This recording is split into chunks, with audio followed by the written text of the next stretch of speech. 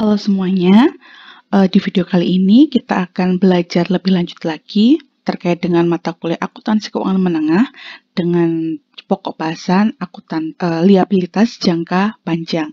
Kalau kemarin kita sudah mempelajari liabilitas jangka pendek atau liabilitas lancar, sekarang yang akan kita pelajari adalah liabilitas jangka panjang. Pada materi ini kita akan membaginya menjadi 3 sesi. Yang pertama adalah terkait dengan liabilitas jangka panjang jenis obligasi atau bond payable. Kemudian nanti kita akan membahas long term note payable atau utang wesel jangka panjang, dan yang terakhir adalah special issue terkait dengan liabilitas jangka panjang. Mari kita mulai untuk sesi yang pertama, yaitu mengenai obligasi atau utang obligasi. Sebelumnya kita lihat dulu apa sih utang jangka panjang atau non-current liability. Kewajiban jangka panjang atau utang jangka panjang merupakan arus keluar yang muncul dari kewajiban sekarang yang tidak wajib dibayar dalam waktu 1 tahun atau 1 siklus operasi perusahaan, yang mana yang lebih panjang. Artinya, kewajiban jangka panjang atau utang jangka panjang ini timbul karena adanya transaksi di masa lalu yang mengakibatkan kewajiban saat ini bagi perusahaan, di mana jatuh tempo untuk melunasi obligasi itu lebih dari 1 tahun atau lebih dari 1 siklus operasional akuntansi, mana yang lebih panjang. Nah, jenis-jenis atau tipe utang jangka panjang ini ada beberapa. Yang pertama adalah utang obligasi, utang wesel jangka panjang, utang hipotek, utang pensiun, dan juga utang sewa. Nah, perbedaan dari masing-masing utang ini adalah pada transaksi atau kontraknya, di mana kalau utang obligasi ini biasanya terkait dengan penjualan klaim utang perusahaan kepada para kreditur. Jadi sebenarnya kalau perusahaan itu merasa bahwa dia membutuhkan modal, selain dia bisa menerbitkan saham, dia juga bisa menerbitkan surat utang atau yang sering disebut sebagai utang obligasi. Kemudian utang wesel jangka panjang adalah utang di mana perusahaan akan menerbitkan satu dokumen yang namanya dokumen wesel atau promissory note yang terkait dia meminjam uang dari satu pihak dan kesanggupannya dia membayar utang itu dalam jangka waktu tertentu atau pada tanggal tertentu. Hutang hipotek adalah hutang dengan transaksi yang terkait dengan real estate atau dengan jaminan bangunan dan lain sebagainya. Utang pensiun adalah utang perusahaan kepada karyawannya, di mana perusahaan harus membayarkan sejumlah uang kepada karyawannya ketika nanti karyawannya itu sudah selesai masa baktinya atau dalam kata lain pensiun. Sedangkan utang sewa adalah utang perusahaan ketika dia menyewa suatu aset yang digunakan oleh perusahaan dalam menjalankan bisnisnya atau operasionalnya.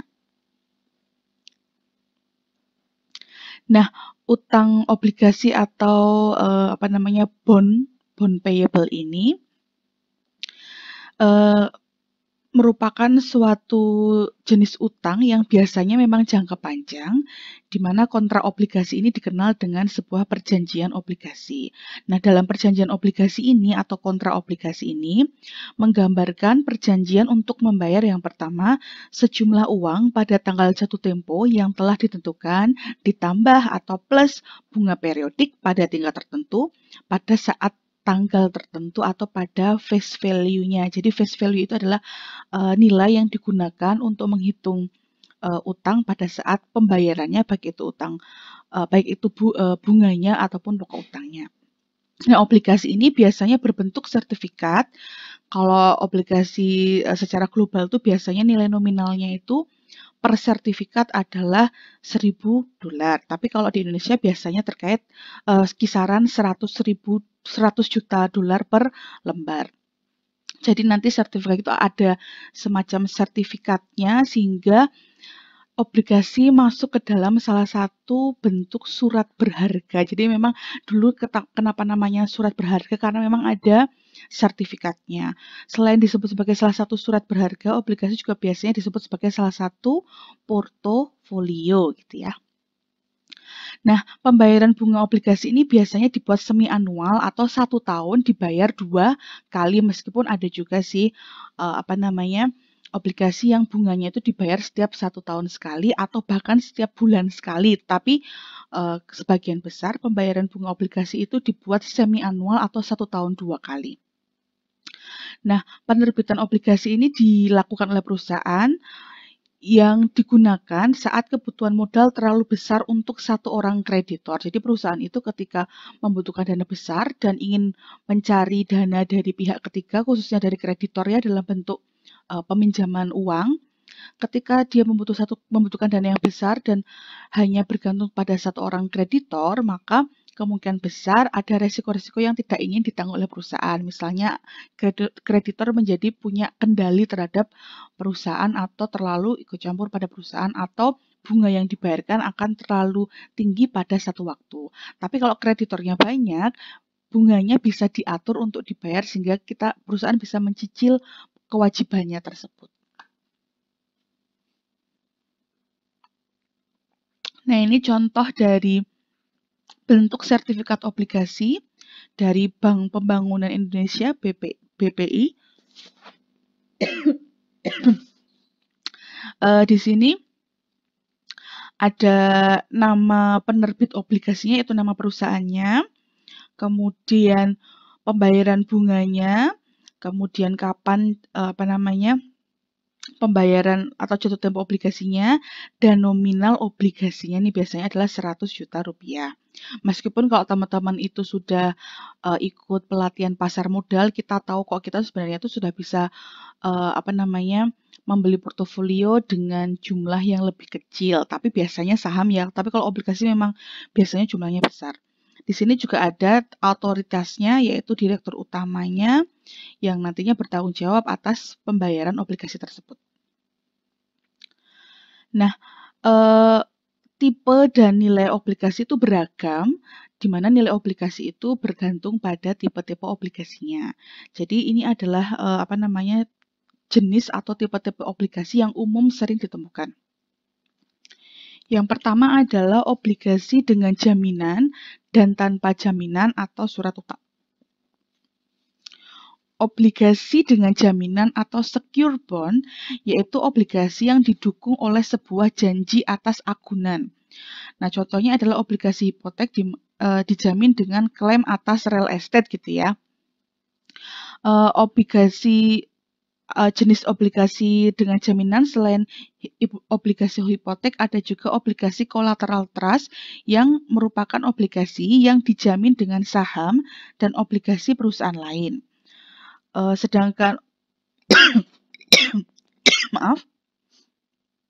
obligasi yang tidak dijaminkan atau unsecured bond merupakan obligasi yang tidak ada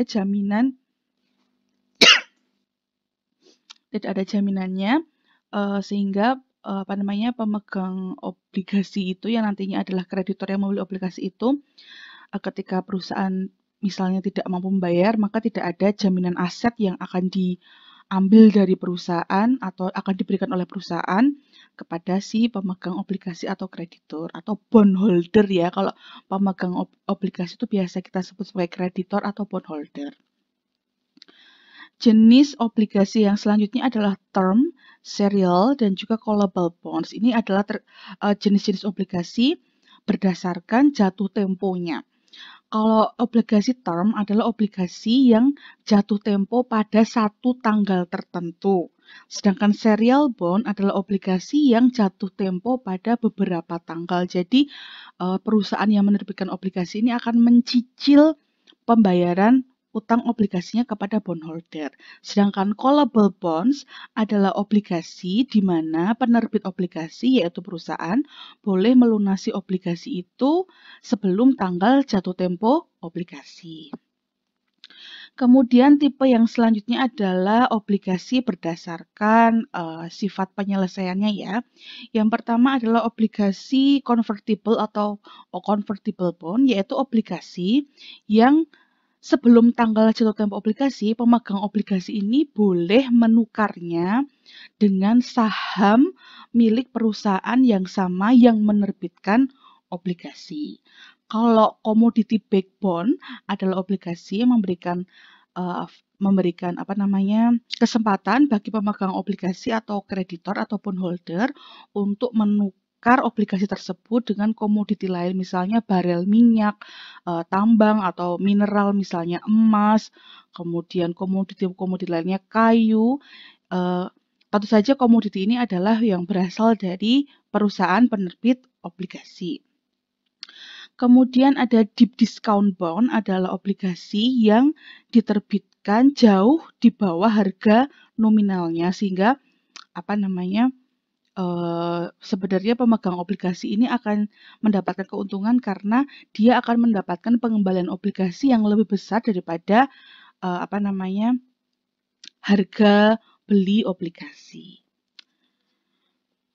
Kemudian tipe selanjutnya yaitu ada register bond and bearer coupon bond. Register bond atau obligasi terdaftar adalah obligasi yang sertifikatnya itu didaftarkan atas nama pemegangnya. Jadi masing-masing pemegang obligasi itu memiliki sertifikat yang ada namanya. Sedangkan bearer atau coupon bond adalah obligasi yang tidak dicatat atas nama pemilik, sehingga bisa diperjualbelikan di pasar sekunder. Pasar sekunder adalah pasar yang berisi transaksi jual beli antar investor atau antar kreditor. Kalau pasar primer adalah pasar modal di Indonesia gitu katakanlah, yaitu Bursa Efek Indonesia, di mana transaksi yang terjadi adalah antara emiten atau perusahaan dengan investor ataupun kreditor. Kalau pasar sekunder adalah pasar di mana yang bertransaksi adalah antar investor atau antar kreditor, seperti itu. Kemudian obligasi yang register ini biasanya ketika diperjualbelikan, maka perusahaan penerbit obligasi ini harus mencetak sertifikat obligasi, memperbarui sertifikat obligasinya, tergantung siapa yang nanti yang memiliki obligasi. Jadi karena sudah terdaftar atas nama pemilik, maka kalau pemiliknya ganti sangat wajar untuk diganti nama ataupun sertifikat obligasinya. Yang terakhir adalah income and revenue bond. Obligasi income bond atau obligasi penghasilan merupakan obligasi yang tidak membayarkan bunga kecuali jika perusahaan penerbit mendapatkan keuntungan. Jadi ada tipe obligasi seperti ini ya, di mana seperti saham sebenarnya kalau penerbit obligasi atau perusahaan yang menerbitkan obligasi itu nggak untung, maka dia tidak wajib membayarkan bunga kepada kreditor atau pemegang obligasi. Sedangkan obligasi pendapatan atau revenue bonds yaitu obligasi yang biasanya diterbitkan oleh otoritas bandara, distrik sekolah, kabupaten, otoritas jalan tol, dan badan pemerintah karena bunga yang dibayarkan dari sumber pendapatan tertentu. Kalau misalnya otoritas bandara, berarti kan dia bisa aja bunga yang dibayarkan tuh nggak dari total revenue dari bandara, itu bisa aja dari misalnya pendapatan parkir pesawat atau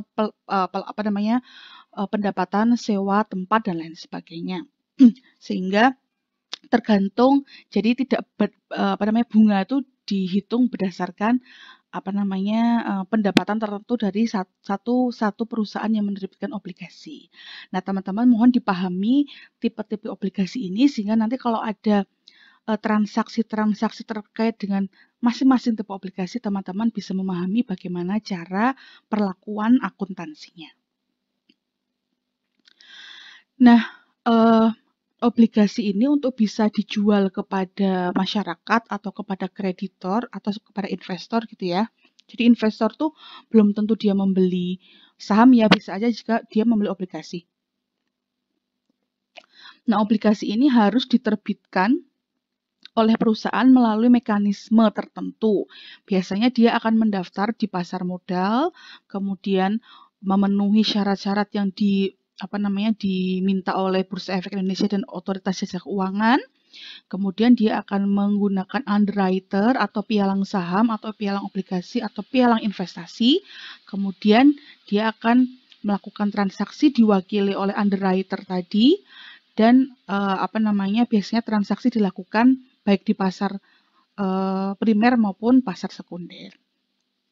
Nah, pada penerbitan obligasi biasanya ada beberapa informasi yang akan disampaikan kepada masyarakat atau calon investor atau calon kreditor. Yang pertama adalah issuer atau nama perusahaan yang menerbitkan obligasi. Contohnya di sini ada Vodafone, ada Royal Bank of Scotland. Kemudian akan disajikan informasi mengenai kupon atau pembayaran tingkat bunga sebagai persentase dari nilai pari. Nilai pari adalah nilai nominal obligasi yang tercantum dalam sertifikat obligasi. Kemudian ada maturity. Maturity adalah jatuh tempo obligasi.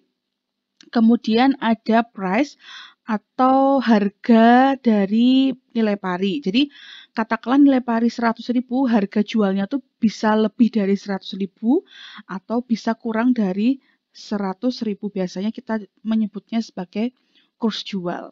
Kemudian ada yield, yaitu tingkat bunga berdasarkan harga obligasi, dan juga rating atau creditworthiness. Creditworthiness adalah rating obligasi di mana semakin baik ratingnya, maka semakin layak untuk dibeli oleh kreditor karena biasanya obligasi ini mendatangkan keuntungan yang layak bagi kreditor yang seimbang dengan harga beli obligasinya, seperti itu.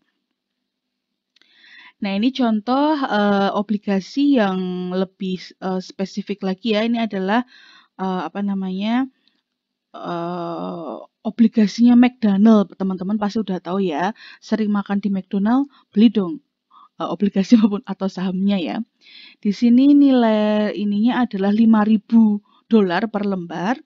Kemudian di sini ada identitas perusahaan, kemudian di syaratnya, kemudian ada kalau teman-teman lihat ini memang agak nggak jelas ya, ada due date-nya atau maturity date-nya dan otoritas ini penerbit obligasinya, yaitu si McDonald beserta pejabat yang bertanggung jawab atas obligasi ini. Di sini sudah dikasih tahu nih kalau ini adalah registered bond, artinya bahwa obligasi ini nanti kalau diterbitkan itu muncul nama pemilik obligasinya gitu ya. Misalnya di sini nama pemiliknya kelihatan nggak ya? Ini nih, dia dibeli oleh perusahaan namanya Old Colony Trust Company. Jadi ini adalah nama pemilik perusahaan seperti itu. Di mana nanti ini akan berubah ketika pemiliknya juga berubah. Nah, bagaimana sih menerbitkan dan menawarkan obligasi kepada publik? Biasanya penawaran obligasi ini membutuhkan waktu mingguan atau bulanan tergantung tadi rating obligasi. Semakin baik rating obligasinya, maka semakin cepat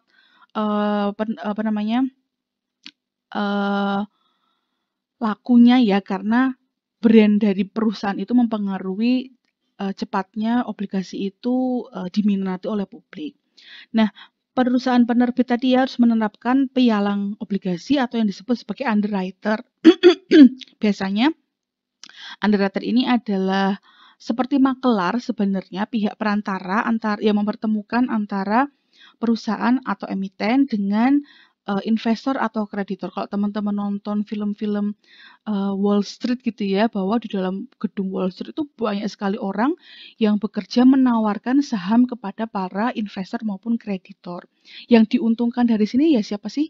Ya investor, kreditor, dan juga perusahaan, karena ada perantara yang tugasnya adalah menjualkan obligasinya. Jadi ini adalah seperti marketingnya obligasi yang memang, tapi statusnya bukan sebagai pegawai perusahaan, tetapi statusnya adalah sebagai pialang independen atau pegawai Bursa Efek Indonesia atau pegawai pasar modal. Kemudian perusahaan penerbit juga harus mendapatkan persetujuan berkaitan dengan penerbitan obligasi. Jadi dia harus memenuhi syarat-syarat yang dibuat oleh Bank Indonesia, Otoritas Jasa Keuangan, atau entitas pasar modal. Jadi ada syarat-syarat yang harus dipenuhi. Biasanya tuh minimal dia telah menjalani audit minimal 3 tahun berturut-turut dan hasilnya adalah wajar tanpa pengecualian. Kemudian perusahaan harus juga menerbitkan yang namanya sebuah prospektus. Prospektus itu apa sih? Yaitu laporan yang isinya adalah perkiraan manajemen terkait dengan kinerja keuangan perusahaan di masa yang akan datang, sehingga para calon kreditor pembeli obligasi ini bisa menilai prospek masa depan perusahaan di masa yang akan datang itu seperti apa, dan sehingga bisa menilai keuntungan yang akan diperoleh oleh kreditor di masa yang akan datang. Yang terakhir adalah harus memiliki sertifikat obligasi tercetak. Meskipun sekarang jual belinya itu secara online, tapi tetap harus memiliki sertifikat obligasi yang tercetak yang nantinya akan diberikan kepada pemegang obligasi sebagai bukti kepemilikan. Kemudian selanjutnya, harga jual penerbitan obligasi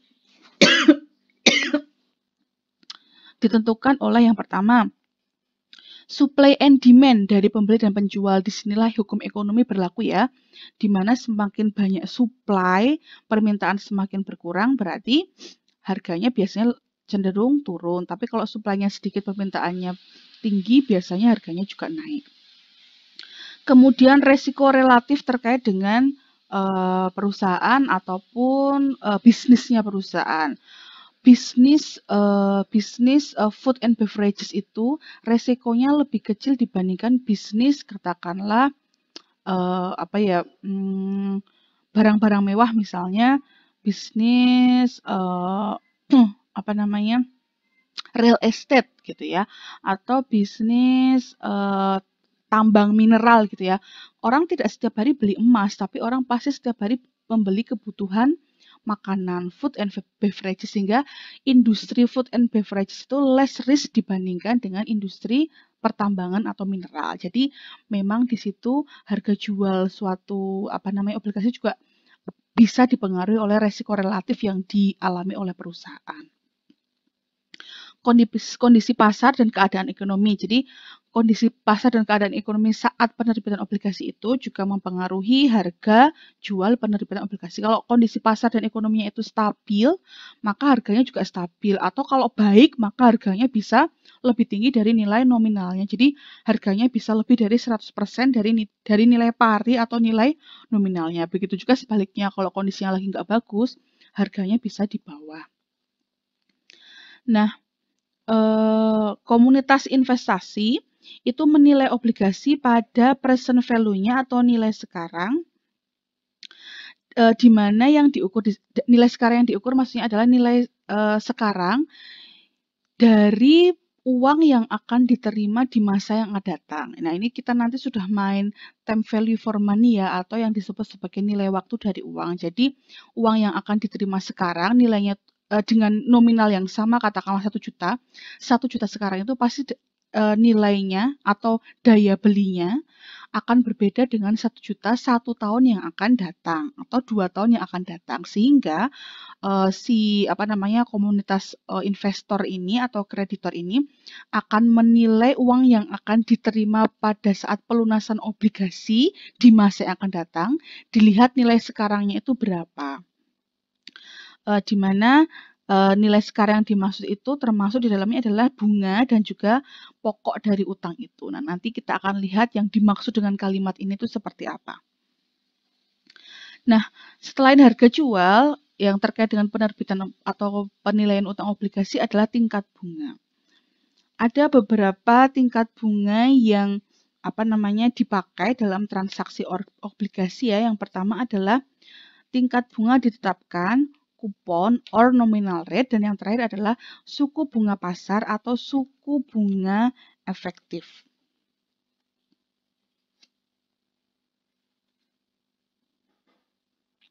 Nah, yang dimaksud suku bunga ditetapkan, kupon atau nominal rate ini biasanya adalah bunga yang sudah dicantumkan dalam sertifikat obligasinya. Jadi kreditor udah tahu ya bahwa berapa sih bunga yang akan menjadi haknya ketika dia membeli obligasi suatu perusahaan. Nah, biasanya penerbitan obligasi akan diatur pada tingkat bunga tersebut dan ditetapkan sebagai presentasi dari nilai pari obligasi. Emiten obligasi menetapkan suku bunga ini. Suku bunga ini dinyatakan sebagai persentase dari nilai nominal atau face value atau nilai yang nanti akan dilunasi oleh perusahaan pada saat jatuh temponya, seperti itu. Nah, kalau suku bunga pasar atau suku bunga efektif adalah tingkat bunga yang menyajikan pengembalian yang dapat diterima yang sepadan dengan resiko penerbitan. Suku bunga biasanya dibayarkan kepada pemegang obligasi. Jadi dalam obligasi itu berlaku dua suku bunga, yaitu suku bunga yang sudah ditetapkan, kupon atau nominal rate, dan juga suku bunga pasar atau suku bunga efektif. Nah, bagaimana sih caranya menghitung besarnya bunga yang akan dibayarkan kepada pemegang obligasi pada setiap periode? Rumusnya adalah suku bunga yang ditetapkan dikalikan face value dari obligasi. Kemudian, bagaimana menghitung besarnya bunga yang dicatat sebagai beban bunga dari penerbitan obligasi itu? Rumusnya adalah suku bunga pasar dikalikan carrying value dari obligasi atau nilai sekarang dari obligasi. Nah, untuk memahami rumus ini nanti kita akan melihat contoh-contoh soalnya. Nah, sekarang kita akan melihat dulu perbandingan antara suku bunga pasar dan obligasi yang dijual pada tingkat bunga tertentu atau yang ditetapkan. Nanti akan menghasilkan transaksi obligasi dengan metode pencatatan yang berbeda atau fitur yang berbeda. Asumsikan suku bunga yang ditetapkan oleh obligasi oleh perusahaan ada 8%, artinya yang tertera di perusahaan, di sertifikat obligasi perusahaan itu 8%. Nah, pada saat transaksi penjualan obligasi, selain suku bunga yang ditetapkan itu, yang tercantum di sertifikat obligasi, yang memang sengaja dicantumkan oleh perusahaan di sertifikat, gunanya untuk apa sih? Untuk menarik minat kreditor atau calon kreditor membeli obligasi gitu ya. Ada juga pertimbangan lain yang akan digunakan oleh kreditor atau calon kreditor untuk memilih obligasi mana yang akan dia beli, yaitu yang dinamakan sebagai suku bunga pasar. Biasanya kreditor ini akan membandingkan antara suku bunga yang ditetapkan dengan suku bunga pasar. Kalau misalnya suku bunga pasar itu lebih rendah daripada yang ditetapkan, katakanlah ini 6%, maka obligasi itu dijual pada premium. Berarti obligasi ini sebenarnya nilainya itu di atas rata-rata obligasi yang beredar di pasar karena bunganya lebih tinggi sebesar 8% dibandingkan bunga pasar yang cuma 6%. Jika suku bunga pasar sama-sama 8%, maka obligasi dijual pada nilai pari. Jadi intinya obligasi itu sifatnya biasa lah. Daya tariknya ya biasa rata-rata seperti itu. Sedangkan kalau suku bunga pasar itu lebih tinggi dibandingkan suku bunga ditetapkan, maka obligasi dijual pada diskon ya, sehingga nanti mana yang lebih menarik bagi pembeli obligasi atau kreditor atau calon kreditor. Biasanya ini adalah yang suku bunga yang ditetapkan ini lebih tinggi dibandingkan suku bunga pasar, seperti itu. Nah, biasanya suku bunga obligasi yang suku bunga ditetapkannya itu lebih kecil dibandingkan suku bunga pasar tuh harganya tuh lebih rendah daripada nilai nominalnya, sehingga dinamakan sebagai diskon.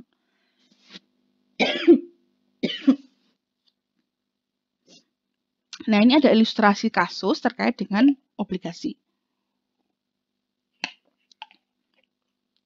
Santes Company menerbitkan $100.000 obligasi pada tanggal 1 Januari 2011, di mana obligasi ini jatuh tempo dalam 5 tahun dengan suku bunga 9% per tahun dibayarkan setiap 1 Januari. Jadi pembayarannya annual ya, 1 tahun sekali. Pada saat penerbitan, suku bunga pasar untuk obligasi adalah 9%, sehingga obligasi dijual pada nilai premium. Nah, kita lihat di sini ini adalah ilustrasi obligasinya. Obligasi ini akan dijual pada tanggal 1 Januari, letaknya di sini ya, sehingga nanti perusahaan akan mendapatkan uang dari penjualan obligasi sebesar $100.000 atau yang kita sebut sebagai prinsipalnya atau pokok obligasinya. Setiap tahun, selama 5 tahun, tahun 1, 2, 3, 4, 5 ini, perusahaan akan membayar bunga 9% dari nominal obligasinya. Nominal obligasinya adalah 100.000 sehingga bunga per tahunnya adalah 9% dikalikan 100.000 ketemunya $9.000. Maka setiap tanggal 1 Januari selama 5 tahun perusahaan akan membayar bunga sebesar $9.000. Dan pada tahun terakhir pada 1 Januari tahun kelima, 11, 12, 13, 14, 15, 16 gitu kan ya. Pada tanggal 1 Januari 2016 perusahaan nanti akan membayar tidak cuma bunga tapi juga pokok utangnya. Nah, sekarang bagaimana mencatat obligasi ini? Sebelum kita melakukan pencatatan obligasi atau jurnal untuk mencatat penerbitan obligasi, kita mau menghitung sebenarnya present value dari obligasi tersebut. Tadi ingat ya bahwa kreditor atau pembeli obligasi itu akan menilai obligasi itu dari present value-nya atau nilai sekarangnya, sehingga atau selling price-nya, harga jualnya ya, sehingga perusahaan perlu memperhitungkan apakah harga jualnya tuh sama dengan harga obligasinya, di atas obligasinya atau premium, di bawah obligasinya atau diskon. Nah, kita lihat cara perhitungannya seperti ini. Yang pertama kita menghitung dulu nilai sekarang atau selling price atau present value dari pokok obligasi atau principal. Rumusnya tadi adalah nominal obligasi dikalikan, ini namanya adalah present value factor. Present value factor nanti akan saya jelaskan. $100.000 dikalikan present value factornya adalah 0,64993, ketemunya adalah $64.993. Jadi nilai sekarang dari 100.000 di masa yang akan datang yang akan dilunasi oleh perusahaan atau yang akan diterima oleh investor ini, nilai sekarangnya adalah 64.993. Sedangkan nilai sekarang dari bunga adalah 9.000 dikalikan present value factor of interest-nya adalah 3,88965, ketemunya $35.007. Sehingga present value dari total obligasinya adalah 100.000. Maka tadi ya sangat wajar kalau dia diterbitkan pada keadaan premium atau di mana suku bunga pasar sama dengan suku bunga obligasi. Nah, ini yang dimaksud dengan tadi ya present value factor. Present value factor of 1 ini adalah tabel present value, di mana faktor-faktornya ini digunakan untuk menghitung nilai sekarang dari sejumlah nominal di masa yang akan datang. Sehingga nanti di sini teman-teman akan mendapatkan presentasi dari bunga yang akan kita hitung, atau dari presentasi dari bunga terkait dengan transaksi obligasi.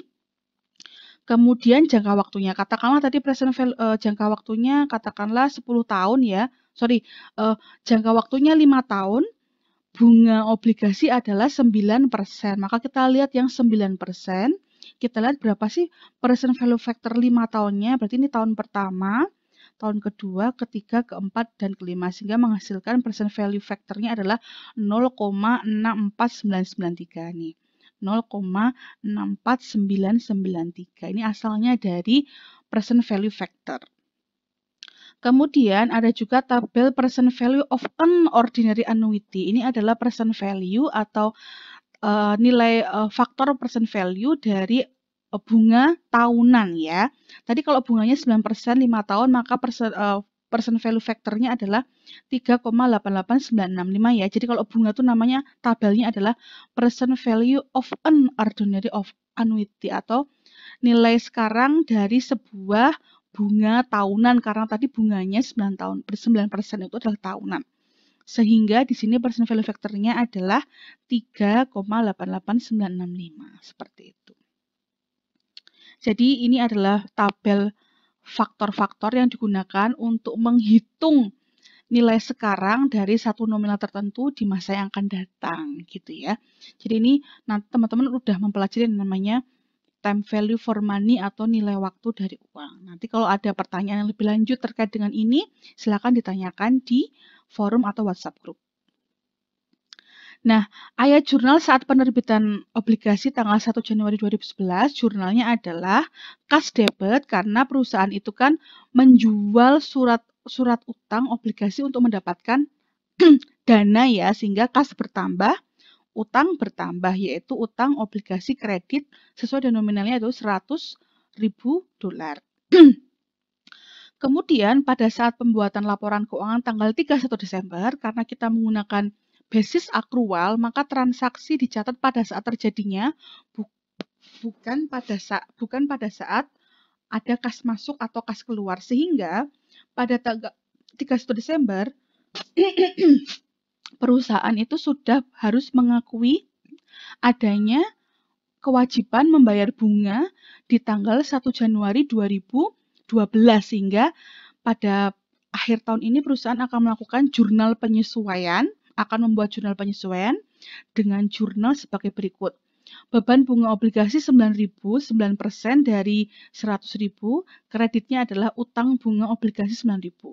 Pada tanggal 1 Januari saat membayar bunga tersebut, jurnalnya adalah hutang bunga obligasi 9.000, kreditnya kas 9.000, seperti itu. Nah, asumsikan bahwa Santos Company atau perusahaan ini menerbitkan obligasi dengan diskon, artinya suku bunga pasar itu lebih tinggi dibandingkan suku bunga yang ditetapkan di sertifikat obligasi. Maka penjualannya adalah pada diskon ya. Penjelasannya sama seperti ini, yang berbeda adalah perhitungan present value-nya.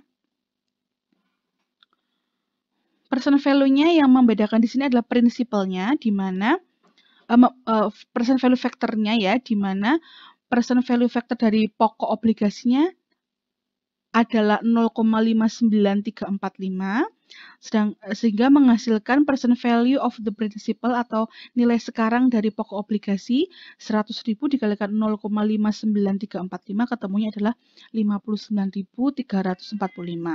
Sedangkan present value dari pembayaran bunganya adalah 9.000 dikalikan 3,69590, ketemunya adalah 33.263, sehingga nilai sekarang dari penjualan obligasi adalah sebesar 92.608,10.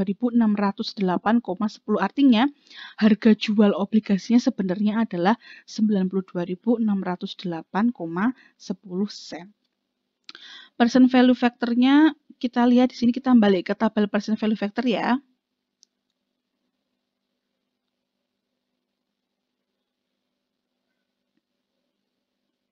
Nah, tadi suku bunga pasarnya adalah 11%, sehingga present value factor-nya adalah kita lihat di kolom 11% ini. Jangka waktunya 5 tahun, sehingga diperoleh present value factor dari pokok obligasi adalah 0,59345, sedangkan dari bunganya adalah 3,69590 gitu ya. Jadi dari sini asal perhitungan present value baik pokok obligasi maupun bunganya tadi.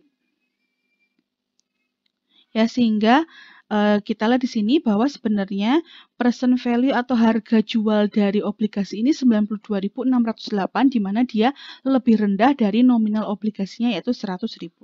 Jurnal untuk mencatat obligasi ini adalah pada saat penerbitan, kas yang dia dapatkan sesuai dengan harga jualnya ya 92.608, hutang obligasinya 92.608. Kemudian ayat jurnal untuk mencatat bunga akrual, tadi ya untuk membuat jurnal penyesuaian pada saat akhir tahun adalah beban bunga obligasi debit 10.187, kreditnya utang bunga obligasi 9.000 dan hutang obligasi 1.187. Nah, penjelasannya seperti apa sih? Jadi ada dua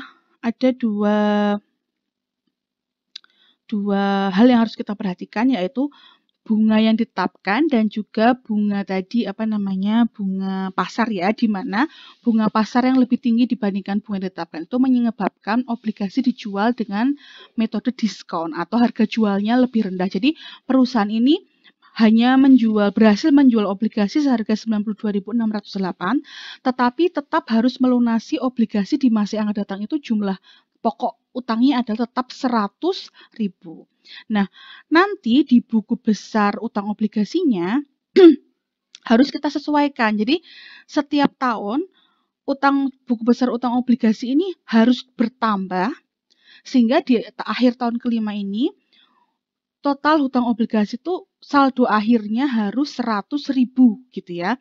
Sehingga kita harus mengakui adanya hutang obligasi setiap mencatat jurnal penyesuaian untuk mengakui bunga, sehingga nanti pada akhir tahun kelima buku besar obligasi itu saldo normalnya adalah 100.000. Maka di sini kita mengakui adanya hutang obligasi bertambah sebesar 1.187.